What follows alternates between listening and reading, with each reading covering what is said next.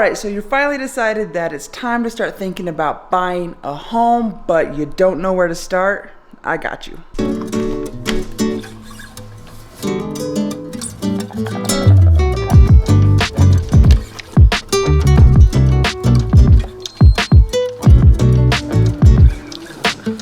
First thing that you need to do when you've decided that it's time to get into a house or start looking for a house or start getting serious about a house is you need to talk to a lender. And this is something that I definitely recommend. This is what I tell all of my clients. This is what I tell anybody that tells me that they're gonna start getting serious about buying a home is you need to talk to a lender. The number one mistake that people make when they're looking to buy a home is assuming that they can't afford a home right now, or you need to pay off all your bills before you can even talk to a lender, or you need to save up 20% down before you talk to a lender. Any of those assumptions are gonna keep you on the sideline and hold you back. Now, don't get me wrong, paying off your bills and saving up money for a down payment is always a good idea, and I understand the thought process behind it. But if you're sitting there waiting before you even talk to a lender or start the process, then you're gonna put yourself further and further behind. As you can see, houses get a little bit more expensive or the interest rate goes up, so it never lines up. It's like what they say about having children. You're never fully ready. Now you can prepare and you can mentally get there, but you're never fully ready. And that's the same thing about buying a home.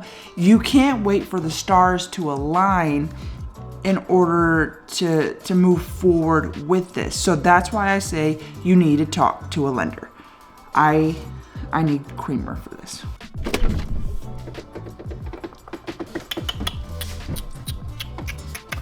You guys pumpkin spice latte fans?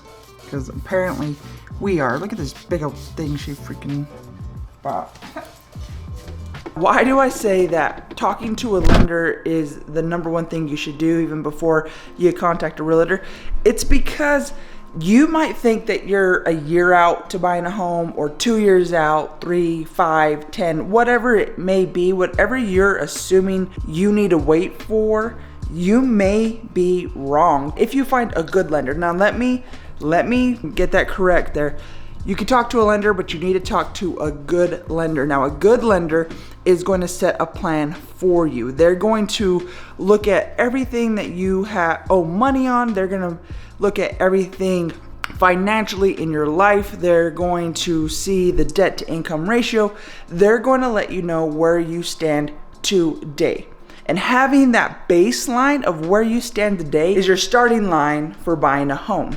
And who knows, after you talk to a lender, you might realize that you can afford a home right now. You might be able to find a loan program that's gonna work for you, a county or a city fund that can help you move forward with your home. Maybe you don't need a down payment. There's a lot of loan programs out there that are 0% down that you might qualify for, but you will never know if you don't ask, if you don't take initiative, if you don't take that first step.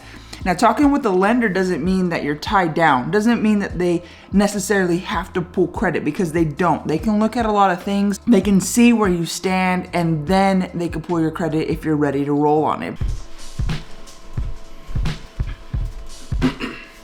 You might be right. You might talk to a lender and he might let you know, or she might let you know, that you are a year or two out, or he sets you up and says that you're able to qualify for a loan for this much, but you want to qualify for a loan for this much. More importantly, they're gonna tell you what you need to do to go from A to B.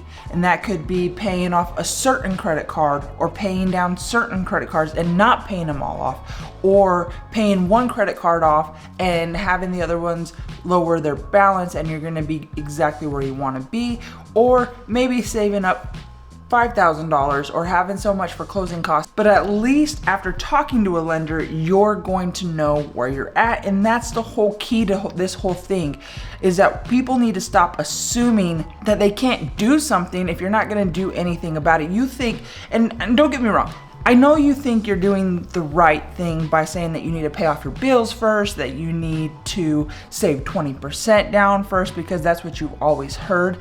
And you definitely can do that. I'm not saying that you can't, like, I'm not trying to hate on nobody, but if you really want to be in a home and that's what's holding you back, you need to look at your options before you just give up on it, before you wait it out. I've had many clients come to me and tell me that, they would love to buy a home, but they just don't have enough saved up. They would love to buy a home, but they need to pay off all these bills. They would love to buy a home, but they never talk to a lender. And if you don't have a real estate agent or a family real estate agent or no real estate agent, that's okay.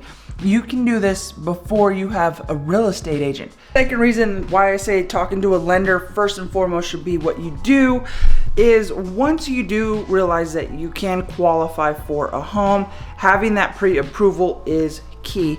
A lot of agents won't even work with anybody that doesn't have a pre-approval. Agent asks you if you're pre-approved. It's not to be rude, it's just to make sure that one, you're a serious buyer, and two, if I take you to go look at homes and you find a home that you absolutely love and we don't have a pre-approval letter, we can lose that home to somebody that has that. I've had a couple clients that have done it as well. They're just, we just want to see what's out there. We just want to go and just check out some houses, see what we like. They want to do those things, and that's the excuses that they really use. But then we find the house that they love. They find the exact house that they've been looking for, and because now we have to go back, take a step back and start the process, we're now gonna lose that house. Talking to that lender and getting that pre-approval letter is A, gonna make you look like more of a serious buyer, and B, you're potentially not gonna lose your dream house because you didn't take the first step, because you wanted to skip over that and just see what's out there. Another thing too, as a realtor, I don't wanna show you a home that's outside your budget because you think that you qualify for more.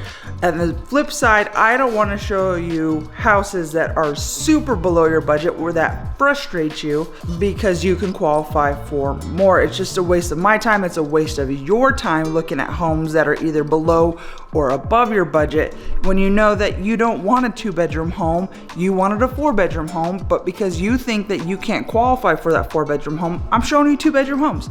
And now you're frustrated, you don't even like the whole situation, it just becomes a lot. So if the thought even comes in your head like, hey, I want to buy a home in the next year or two, or I'm ready to start the process, if it comes across your mind, then that's the first step. Talk to a lender. Now, I hope this video helped you out. I hope it gave you some good information. I hope it gave you the first step to starting this process. If I made anybody upset or mad about that, leave it down in the comments, let me know. But honestly, that is what I tell my clients. Talk to a lender. Let's see what you can qualify for. Let's put a plan in place so you can get the house you want. A goal without a plan is just a wish. So you need to stop wishing that you can get into a home and start making a plan so we can get you into that home.